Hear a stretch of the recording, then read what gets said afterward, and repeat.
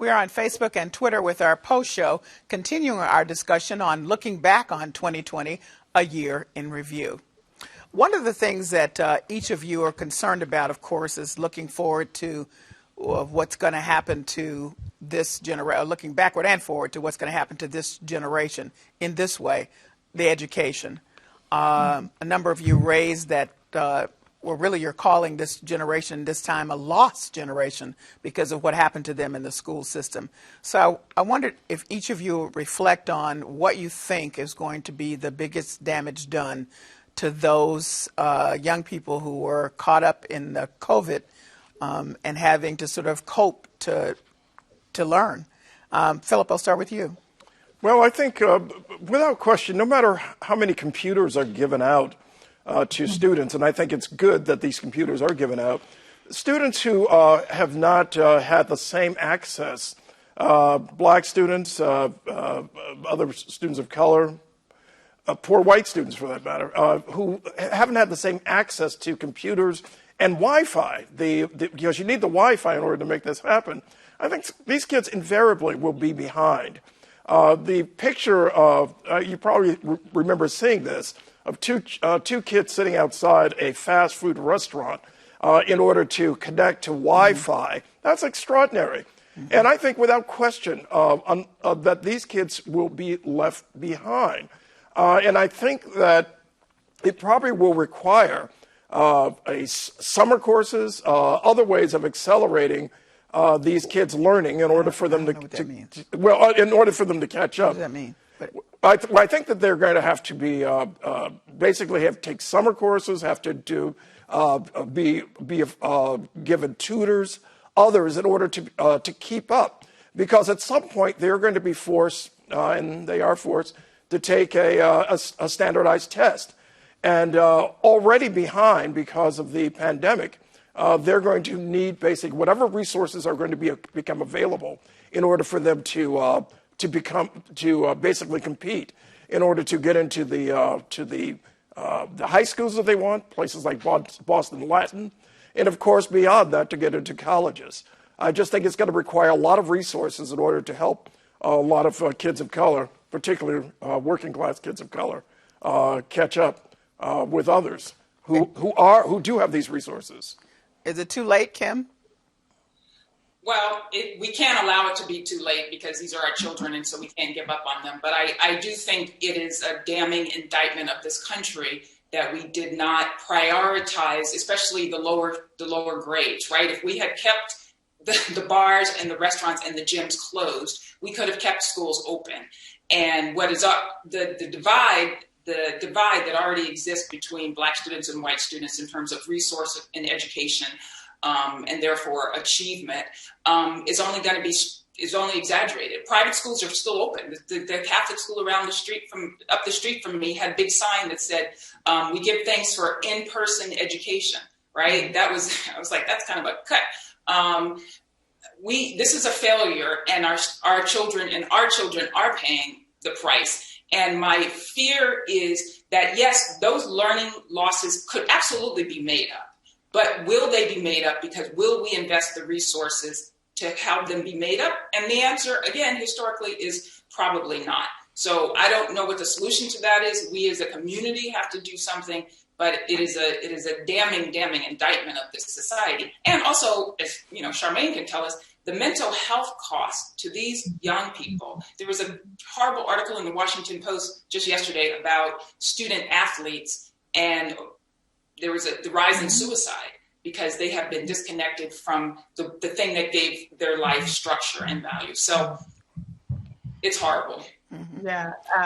And just starting out, I think we think about public schools, they're already behind, right? They already lack the resource that suburban schools have. So our students are already at a disadvantage. So, I work at a school, so I'm, front line and seeing all this. And, you're right, Kim, for a small group of students, this has actually worked for them because they don't have to deal with the social stuff. But for the majority of students, the anxiety and depression rates, motivation has really been impacted We've seen high number of students requiring out-of-school placements in a hospital setting.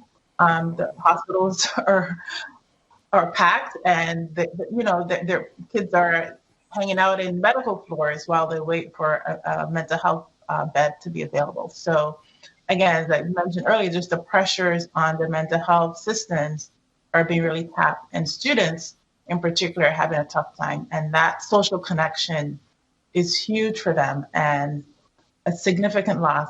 I go into classrooms, remote classrooms, and 99% of the cameras are off. And they're not connecting, and they want to connect, but if most of your classmates have their cameras off, you're not going to be the one to turn yours on, right? So there's so much disadvantage for students in terms of social function and development, and the educational piece is huge. So Renee, I was just heartbroken by one story. I mean, there are many stories, but one that Bianca Vasquez Tones wrote, your Globe colleague, about this student whose teacher was determined to make sure he got the computer. The lengths that they went through, the computer kept breaking down. He's in a house where they had to try to figure out the Wi-Fi, but also his parents couldn't help him.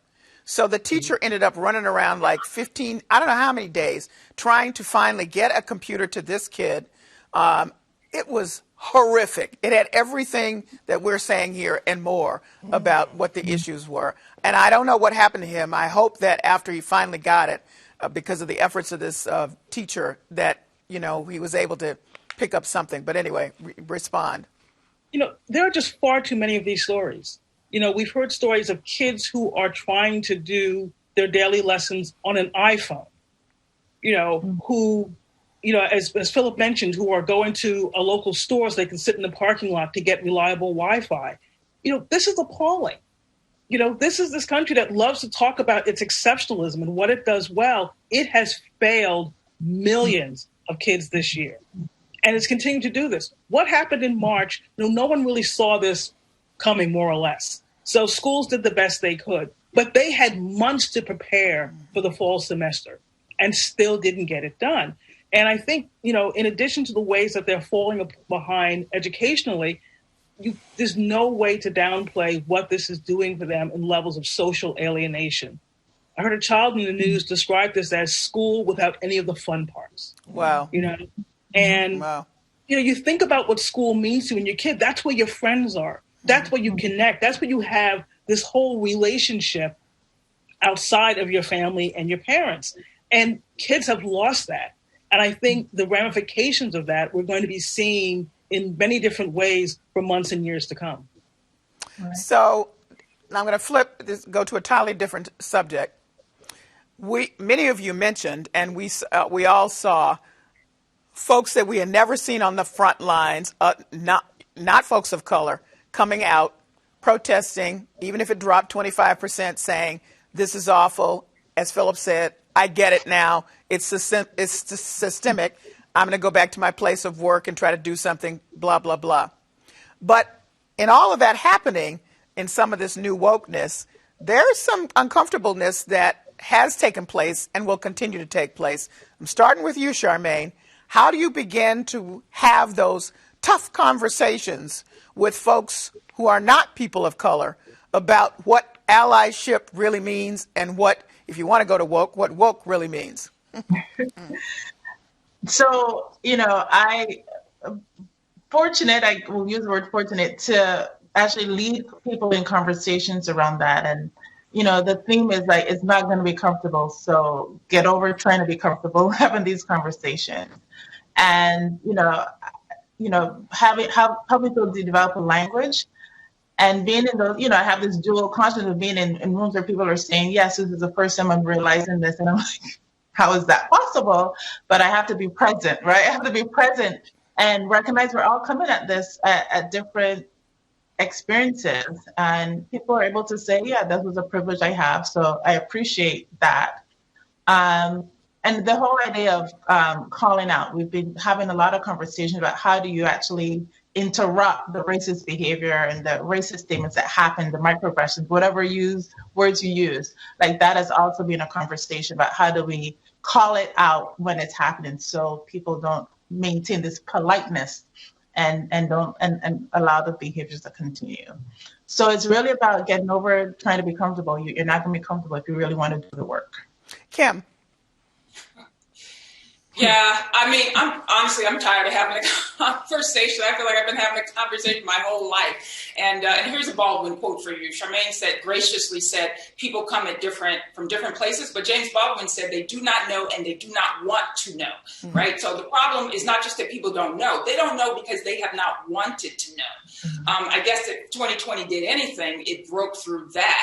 But this question still remains, what are you going to do about it? Mm-hmm. And I'm not interested in any more courageous conversations or talking about it. I want to see action. And I think to do that, what I have done, and I've been doing it for a while, but is changing the words we use. This is not about diversity and inclusion. This is about uprooting white supremacy, white supremacy, white supremacy, white supremacy, right? I'm just throwing that out there. And that phrase does make people uncomfortable, right? They want to talk about diversity and inclusion. Maybe they'll even want to talk about equity, but you get to talking about eliminating white supremacy, which none of those other things can happen until we break the back of white supremacy.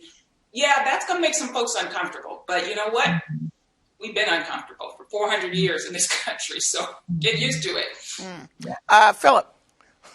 Listening to Kim, I can relate to that. There were times when I'd be sitting on a plane, I'd get into conversations, arguments even, with folks casually about race and so on and so forth. I'm more interested these days in talking to folks who really are interested in not arguing. I don't need the trolls, and you can do that on Twitter. But if folks want to have a real conversation about race, about racism, then we have to have a discussion that goes back historically. Folks have to basically invest in reading. You have to go back. If they want to go back and talk 1619, if you want to go back, let's go back to 1865. Let's go back to the lost cause of Confederacy and folks who want to revise that cause don't feel as lost as they thought it was. So if you want to have a discussion about history, if you want to talk about a lot of folks are threatened these days, understandably, by the real specter of authoritarianism and fascism, understand that Jim Crow was authoritarianism and fascism. That the fear that America could descend into authoritarianism, well, we have been there. Black people have experienced authoritarianism and fascism. And it wasn't just the South, of course. It was the endorsement of those policies by the North and by the U.S. government, militating against, for example, anti-lynching policies. The notion that you were against anti-lynching. So if folks want to have that discussion, you have to invest in reading, in history, in a real elucidation. And rounding up Japanese people and putting them in camps. Indeed. Indeed. Renee. An extermination of Native Americans. Yes. Yes. Just to quickly bounce off something Phillip mentioned, and the fact that there is still not federal anti-lynching legislation in the year 2020. When everyone hit the streets, I'll admit I was very cynical about it. And I really thought so much of it was being driven by the fact that people had, primarily been home for the last 3 months. The weather was getting good, and they can go out and feel really good about themselves and fill their Instagram feeds with lots of pictures of them holding up Black Lives Matter signs. And suddenly those signs were everywhere. And I remember about a week after George Floyd's murder, there was the New York Times bestseller list. Most of the books were about anti-racism, white supremacy, and systemic racism. And I had this feeling that suddenly all these white people were cramming for this exam that they had been failing for the last, 100-odd years. What I don't want and what I'm tired of are these sense of a shortcut. Okay, I went to a protest and I bought a sign. I even have a bumper sticker on my car, and now I've done the work. And I don't know that I've still seen on the scale that is necessary the kind of deeper work that needs to be done. Not just in what that guy is doing wrong, but what you're doing wrong and how you've benefited from these systems. And I think when you talk about people being uncomfortable, that's the hurdle to get over. People don't want to be uncomfortable. Everyone wants to turn and say, everything was bad with Donald Trump. Donald Trump was not the disease. He's the symptom. And if people don't deal with what made Donald Trump, then I don't think we get anywhere. So I think there has to be something beyond all of these performative acts, these things that make the people who do them feel better, but don't really achieve anything for those who are marginalized. Well, let me pick up from that and ask this, because in the wake of folks trying to figure out where they are in the book buying and the conversation happening, some other things moved in the corporate sector. There's lots of folks being hired to have these conversations, so you all don't have to have them with your colleagues. There are people who have engaged in supporting actual programmatic efforts inside companies, like more than we're going to have a speaker and that's the end of it, but, put some systems in place, because there's been some really tough and sometimes explosive conversations in workplaces where all the folks of color have been holding this stuff in, and finally they had a platform. So there have been some significant dollars sent in that way. The second thing is, because of all of this, a number of black businesses and other businesses owned by folks of color have come to light. I have been just keeping lists of folks I didn't know existed before, because there's been an effort to try to support those businesses.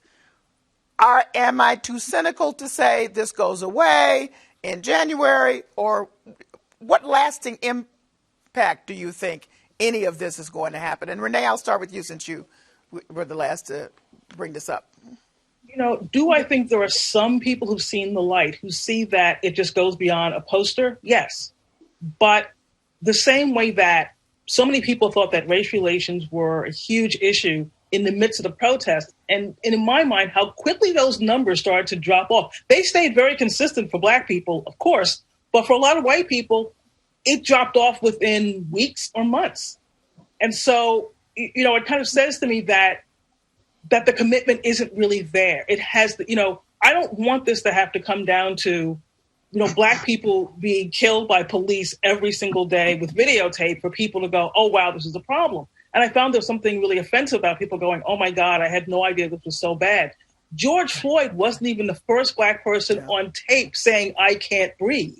That was Eric Garner in 2014. Mm-hmm. So if you are somehow a sentient adult and you looked at that and said, oh, my God, I didn't believe this was happening, that's a problem. And when it happens again, because it's always going to happen again in this country, people are going to say the same thing. So, I go into this with a lot of cynicism, because I think people, again, do not want to look at the deeper issues, whether it's policing in this country, whether it's legislation, whether it's the way that people just go through their daily lives. I'm not that hopeful that this is going to be the reckoning everyone was talking about 6 months ago. Phillip, you tend to be more We Are the World. What's your perspective?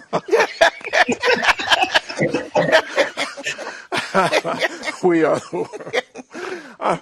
It's funny. I actually was going to look. I understand where Renee is coming from. I get that, but you're right. I am more hopeful. I think for this reason. I think we understand that, like people finally came to recognition that Latinos, for example, are not monolithic. I think the same thing has to be said of white people, are not monolithic. Otherwise, we would have Donald Trump as president. But you had a lot of people who voted against him. And in the same context, there are many people who take the inculcation, the pedagogy of critical race studies very seriously and understand the structural aspects of this. And I don't think it's a lot of folks, by the way, but I think there are increasing numbers of people who understand that you can't simply respond with a sign in your front yard saying Black Lives Matter, that you do have to go a lot further, that you have to do the work. And it's a lot of work in order to change things around in this country. And I think you do have increasing numbers of white Americans who basically ascribe to that. I understand, really do understand the cynicism of eroding numbers. When you have 63% in a Washington Post ABC poll in July who support Black Lives Matter, and then 59% in September, and smaller numbers yet in October and November, I understand the cynicism. there are also factors that contributed to that erosion, including a right-wing backlash and the manipulation of slogans like defund the police, as well as, of course, scenes of violence. Those things are going to play on people who already have a marginal commitment to understanding Black lives do matter. So I think what has to happen is you have to basically work with those folks who are committed to doing the work within companies. For example, this Google engineer, this African-American Google engineer, I think of Ethiopian descent, who was fired from her job. A lot of folks are rallying to her cause right now. And I think for reasons that are not just because it feels good, but because they understand that she was right.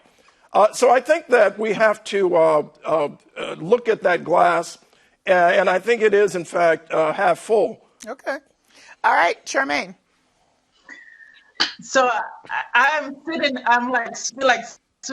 in the middle of this because, I think people have to be intentional about wanting to change and to maintain change. But the depth of change that people have to actually engage in, I think they might give up. I mean, the wonders the